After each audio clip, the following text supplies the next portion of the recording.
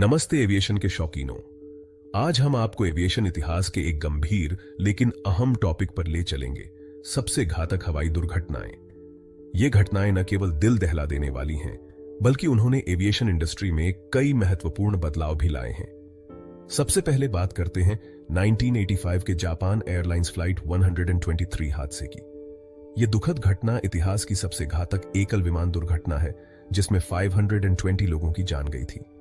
12 अगस्त 1985 को एक Boeing 747 SR को गलत मरम्मत के कारण भयंकर नुकसान हुआ।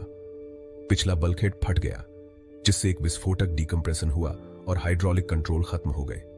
क्रू के बहादुरी भरे प्रयासों के बावजूद विमान उएनो, गुम्मा प्रीफेक्चर के पहाड़ी इलाके में दुर्घटनाग्रस्त हो गया।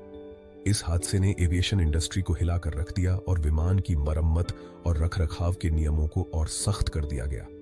अब चलते हैं एक और बड़े हादसे की तरफ, 1977 का टेनेरिफ एयरपोर्ट हादसा। इस दुर्घटना में एक ही हवाई घटना में सबसे ज्यादा 583 लोगों की जान गई थी। 27 मार्च 1977 को स्पेन के टेनेरिफ में लॉस रोडियोस एयरपोर्ट के रनवे पर दो बोइंग 747S टकरा गए। घने कोहरे, गलत बातचीत और बदकिस्मत समय के चलते KLM फ्लाइट 4805 और पैन एम फ्लाइट 1736 एक दुखद टक्कर की ओर बढ़ गए।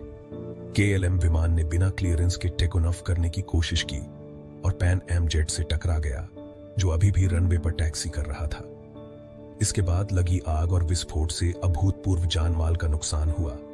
इस हादसे ने एविएशन इंडस्ट्री को यह सिखाया कि कम्युनिकेशन और रनवे सुरक्षा कितनी महत्वपूर्ण है।